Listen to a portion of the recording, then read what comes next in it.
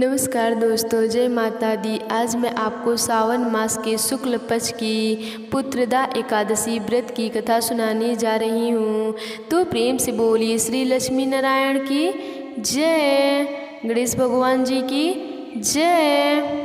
युधिष्ठिर बोले, हे मधुसूदन, श्रावण शुक्ल पक्ष की एकादशी का क्या नाम है, सो कृपा करके मुझसे कहिए। श्री कृष्ण बोले, हे राजन, प्राचीन समय में द्वापर युग के प्रारंभ में महिष्मतीपुरी में महोजीत नाम का राजा राज्य करता था। उसके पुत्र नहीं थे, इससे उसको राज्य से सुख नहीं मिलता था। बिना पुत्र के इस लोक और परलोक में सुख नहीं है। पुत्र की प्राप्ति के लिए उपाय करते हुए उस राजा को बहुत समय बीत गया, परंतु पुत्र उत्पन्न नहीं हुआ। अपनी वृद्ध अवस्था देखकर राजा को बहुत चिंता हुई। सभा में बैठकर प्रजा से बोला, हे मनुष्यों, इस जन्म में मैंने कोई पाप नहीं किया। मैं सदैव धर्म के मार्ग में तत्पर रहा हूँ। मेरे पुत्र क्यों नहीं हुआ, इसका विचार करो।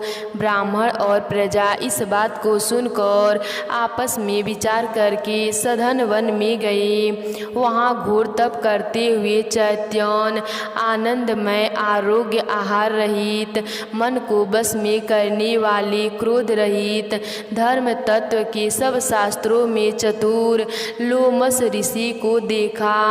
उनको देखकर सब प्रसन्न हुए और यथा योग नमस्कार किया। वे नम्रता पूर्वक आपस में कहने लगे, हमारे भाग्य में मुनीश्वर मिले, हमारे भाग्य से मुनीश्वर मिले हैं। उनको नम्र देखकर मुनीश्वर बोले, तुम किस लिए आए हो, इसका कारण कहो, मैं अवश्य तुम्हारा हित करूँगा। हम सरीखे मनुष्यों का जन्म परोपकार के लिए ही है, इसमें संशय नहीं है। मनुष्य बोले, हम अपने आने का कारण कहते हैं, आप सुनिए। हम संदेश निवारण करने को आपके पास आए हैं। महिजीत नाम का राजा पुत्रहीन है।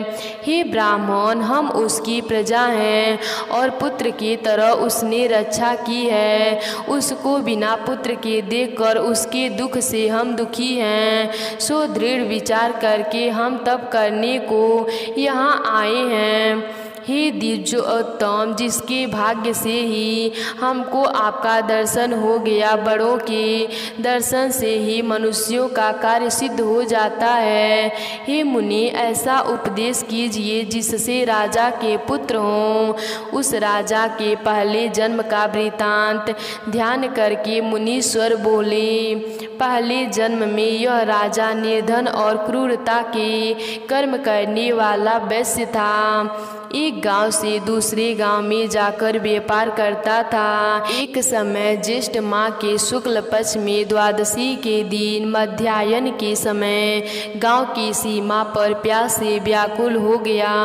वहां सुंदर जल साये को देखकर जल पीने का विचार किया। वहां हाल ही ब्याऊ गौ बिछड़े समेत जल पीने को आई। वह प्यास और धूप से व्याकुल थी। वह उसका जल पीने लगी। उस वैश्य ने जल पीती हुई गौ को हटाकर जल पिया।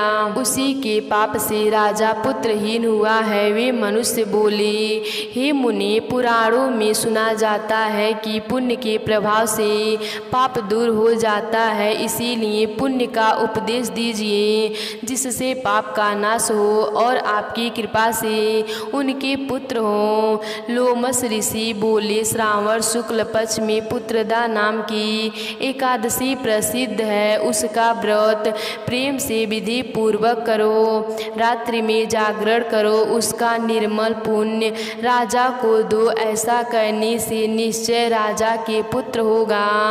लोमस ऋषि के वचन को सुनकर और उनको प्रणाम करके प्रसन्न होकर सब अपने अपने घर चले गए। श्रावण आने पर सब लोगों ने राजा सहित श्रद्धा पूर्वक व्रत किया। द्वादशी के दिन अपना पुण्य राजा को दिया। पुण्य देते ही रानी ने सुंदर गर्भ धारण किया। प्रवस का समय आने पर सुंदर पुत्र उत्पन्न किया। हे नृप श्रेष्ठ, इस प्रकार यह पुत्रदा नाम की एकादशी प्रसिद्ध है। इस लोक और परलोक का सुख चाहने वालों को इसका व्रत करना चाहिए। इसका महात्म सुनकर सब पापों से छूट जाते हैं और पुत्र का सुख पाकर अंत में स्वर्ग को जाते हैं।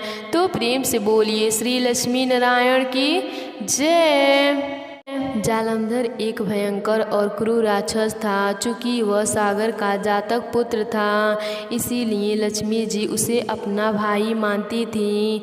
जालंधर की पत्नी वृंदा बहुत ही तपस्वी और पतिव्रता नारी थी। जालंधर समझ गया कि वृंदा के तप के कारण कोई उसका कुछ नहीं बिगाड़ सकता। इसी बात का फायदा उठाकर उसके पाप और अत्याचार बढ़ते जा रहे थे। देवताओं के लिए जालंधर से जीतना असंभव हो गया था। देवताओं ने भगवान शिव से शरण मांगी। तब जालंधर का युद्ध भगवान शिव से शुरू हुआ।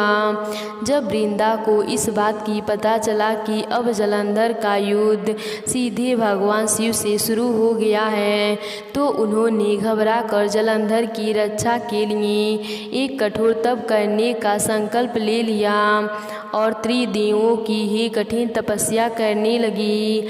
भगवान शिव जालंधर को मार सकते थे, लेकिन भगवान अपनी ही बनाए नियम नहीं तोड़ते, जिस वजह से वे वृंदा के तप का मान रखने के लिए जालंधर को नहीं मार रहे थे।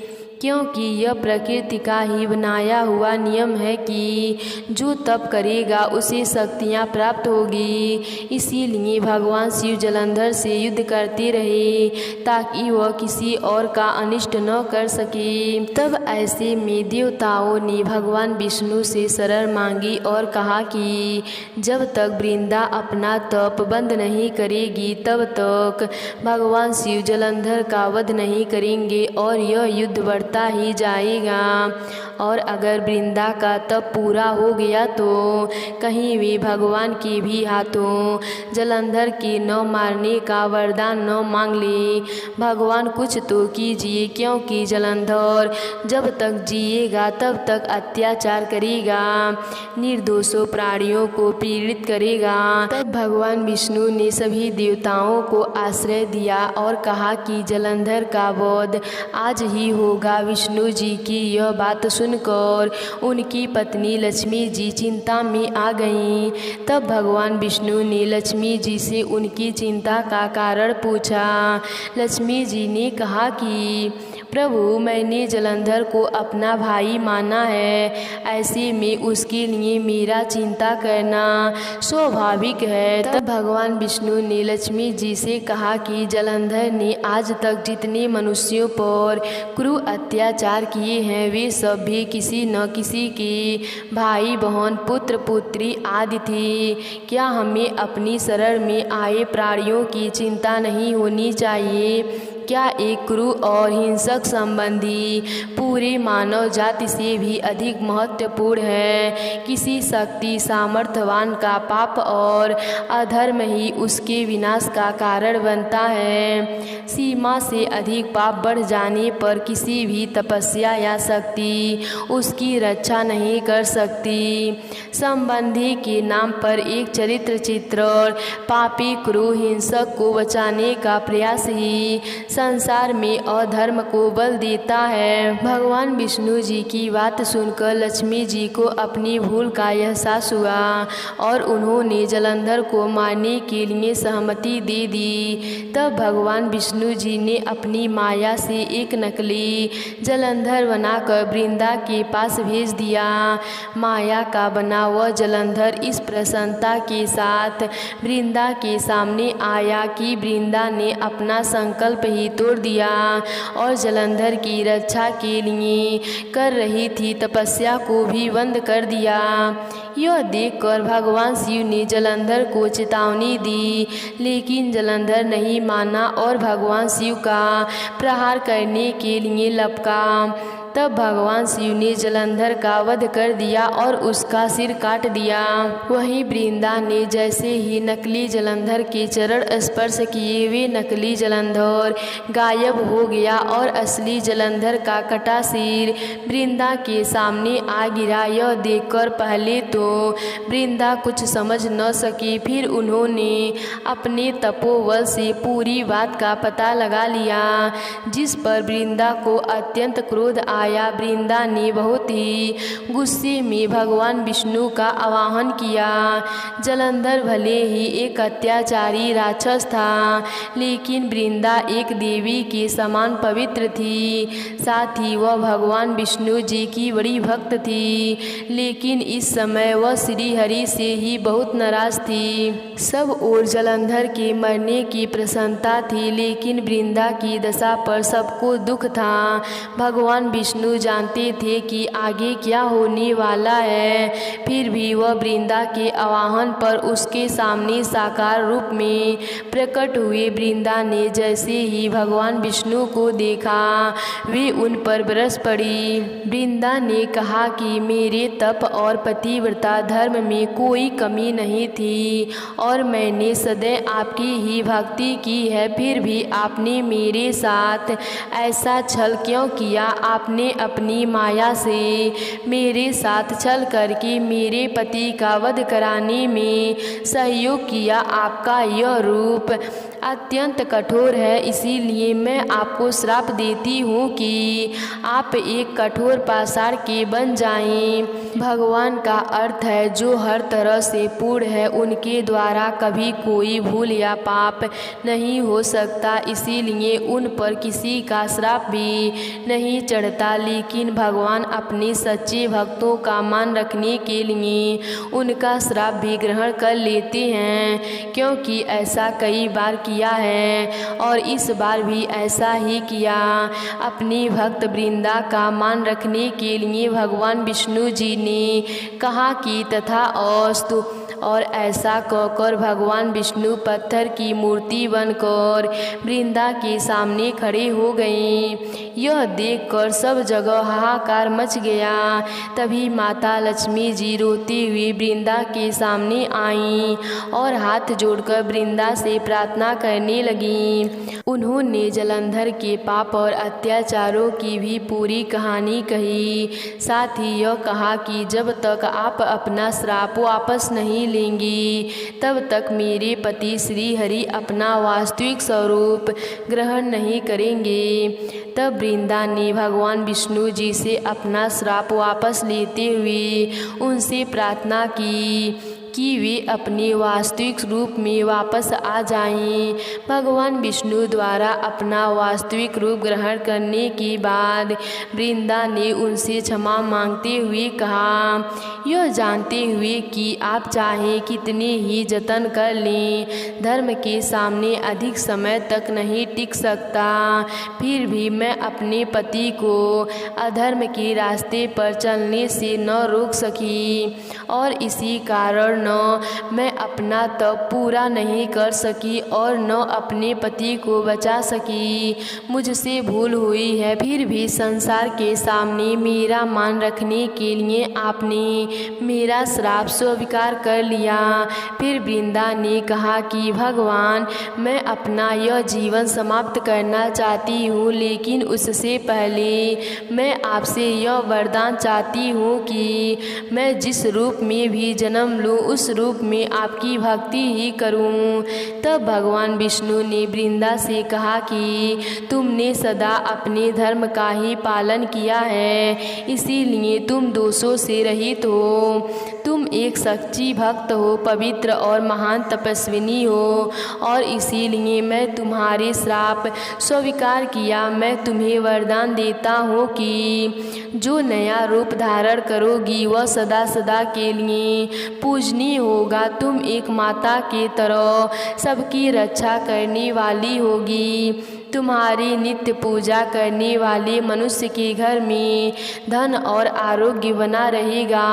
तुमने मुझे जो श्राप दिया उसका मान रखते हुए मैं अपने एक रूप में पत्थर के रूप में भी रहूँगा और मेरी हर पूजा में तुम्हारी उपस्थिति रहेगी। यह सुनकर वृंदा ने भगवान विष्णु और माता लक्ष्मी को प्रणाम किया और अपना शरीर त्याग दिया।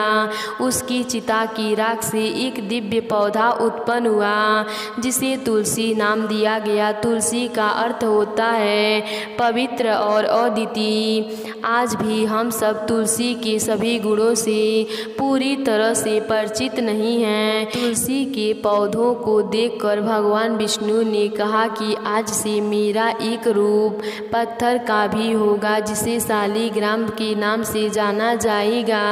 शालिग्राम को तुलसी के साथ ही पूजा जाएगा और बिना तुलसी के मैं प्रसाद स्वीकार नहीं करूँगा। तब से शालिग्राम और तुलसी के साथ साथ पूजा होती है। यह घटना कार्तिक मास की है। अतः कार्तिक मास में देव उठनी एकादशी के दिन लोग शालिग्राम और तुलसी की एक साथ पूजा करते हैं। यह भी कहा गया है कि वृंदा ने अपने पिछले जन्म में भगवान विष्णु जी की पत्नी कहलाने की इच्छा से भारी तप किया था। उसी तप का फल देने के लिए श्री हरि ने अपने शालिग्राम स्वरूप में वृंदा को अपनी पत्नी के रूप में भी स्वीकार किया और इसीलिए शालिग्राम और तुलसी का विवाह कराया जाता है। तो प्रेम से बोलिए तुलसी माता की जय। में एक सेठ रहता था। उसकी नई नई शादी हुई थी। वह नए वस्त्र पहनकर अपनी पत्नी को लाने पहली बार ससुराल जा रहा था। रास्ते में उसने एक गाय को तालाब की ओर जाते देखा।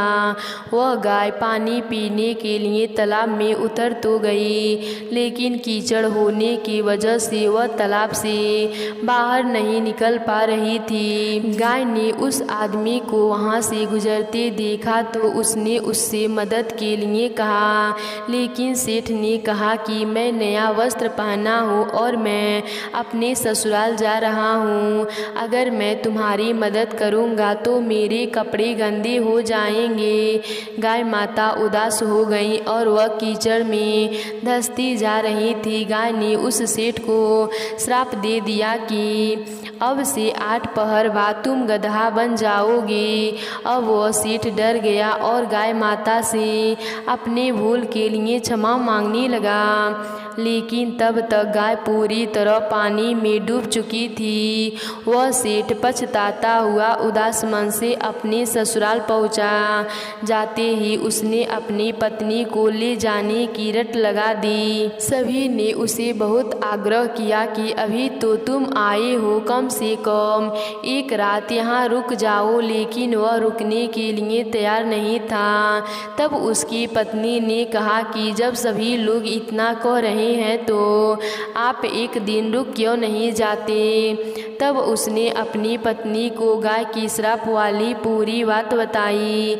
उसकी पत्नी उसी वक्त अपने मायके से विदा लेकर अपने पति के साथ चल पड़ी। 8 पहर बाद वह आदमी गधा बन गया और पूरा दिन घर में पड़ा रहता। कुछ दिनों के बाद घर में खाने पीने के लाले पड़ गए। तब उसने अपने पत्नी से कहा कि मुझे लेकर मजदूरी करो।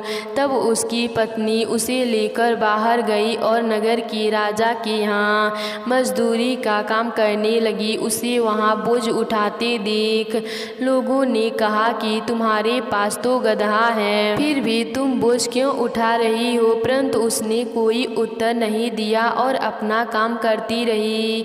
दूर से यह सब राजा भी देख रहा था। उसने भी यही कहा कि तुम्हारे पास तो गधा है, फिर भी तुम बोझ क्यों उठा रही हो। तब उसने राजा से कहा कि यह गधा नहीं, यह मेरे पति हैं। उसने गाय की श्राप वाली पूरी बात राजा को बताई। राजा ने अपने नगर में विद्वानों और पंडितों को बुलाकर इसका उपाय पूछा।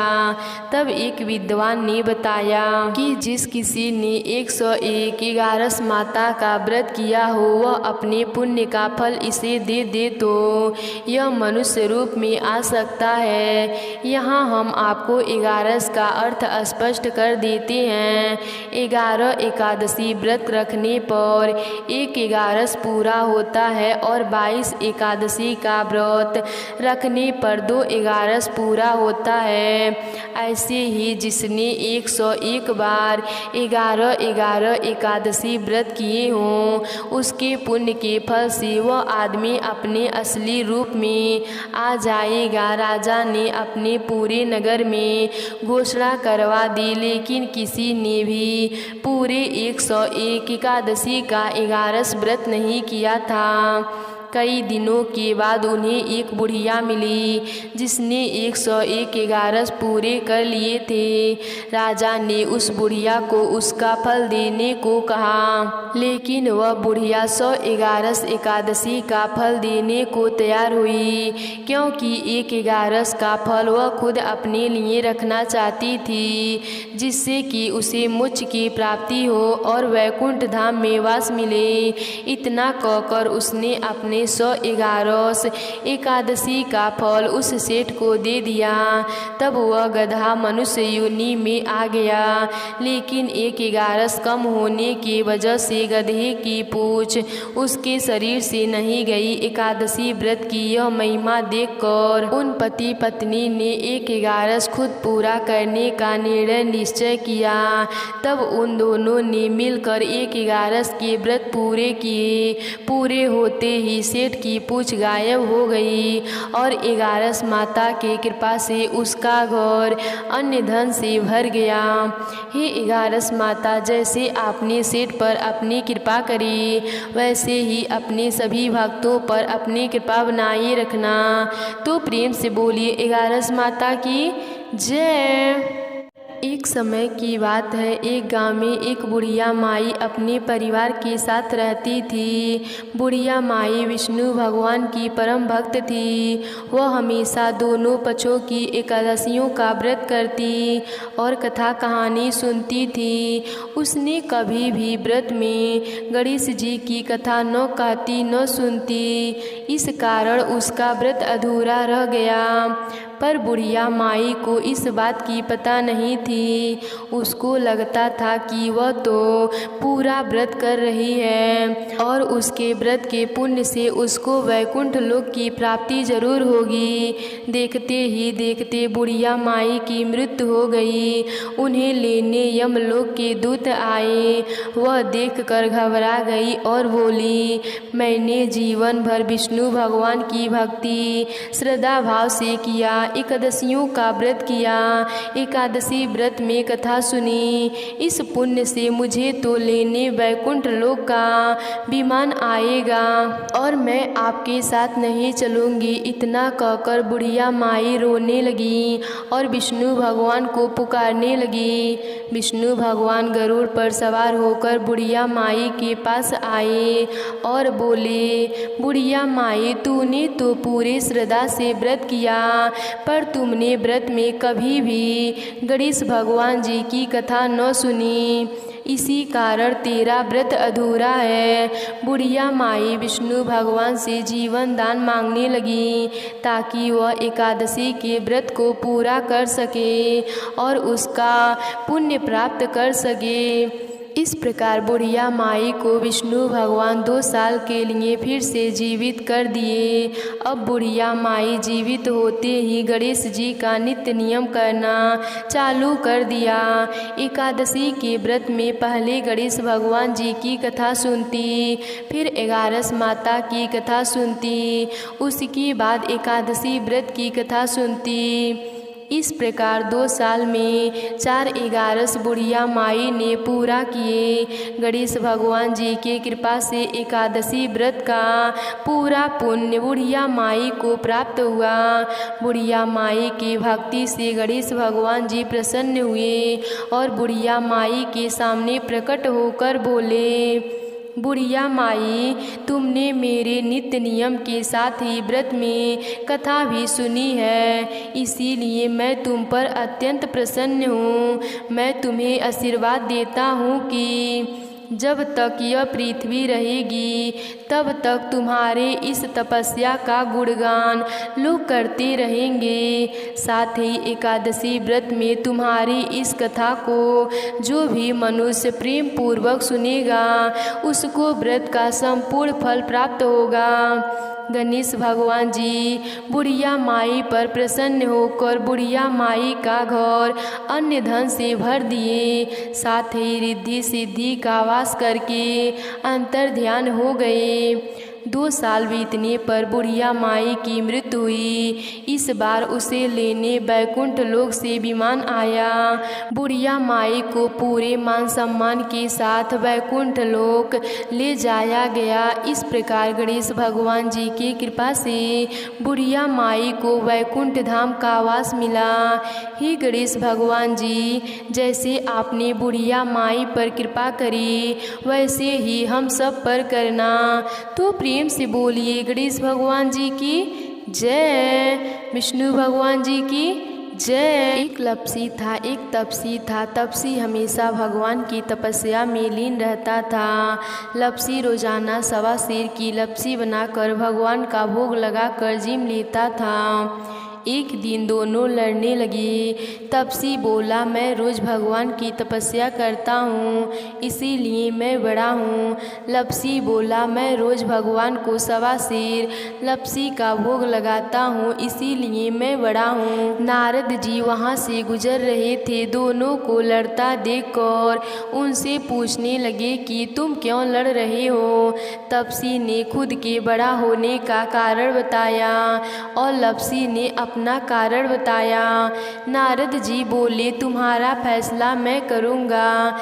दूसरे दिन लपसी और तपसी नहाकर अपनी रोज की भक्ति करने आए तो नारद जी ने छुपकर 1.25 करोड़ की एक अंगूठी उन दोनों के आगे रख दी।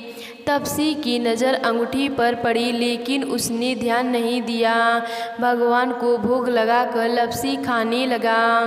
नारद जी के सामने आए तो दोनों ने पूछा कि कौन बड़ा है, तो नारद जी ने तपसी से खड़ा होने को कहा। वह खड़ा हुआ तो उसके नीचे दबी अंगूठी दिखाई पड़ी। नारद जी ने तपसी से कहा, तपस्या करने के बाद भी तुम्हारी चोरी करने की आदत नहीं गई, इसीलिए लपसी बड़ा है और तुम्हें तुम्हारी तपस्या का कोई भी फल नहीं मिलेगा।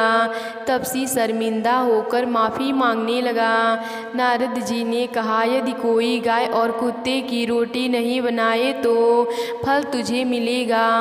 यदि कोई ब्राह्मण को भोजन कराकर दक्षिणा नहीं देगा तो फल तुझे मिलेगा। यदि कोई साड़ी के साथ ब्लाउज नहीं देगा तो फल तुझे मिलेगा। यदि कोई दिए से दिए जलाएगा तो फल तुझे मिलेगा। यदि कोई सारी कहानी सुने लेकिन तुम्हारी कहानी नहीं सुने तो फल तुझे मिलेगा। उसी दिन से हर व्रत कथा कहानी के साथ लपसी तपसी की कहानी भी सुनी और कही जाती है। तो प्रेम से बोलिए श्री लक्ष्मी नारायण की जय।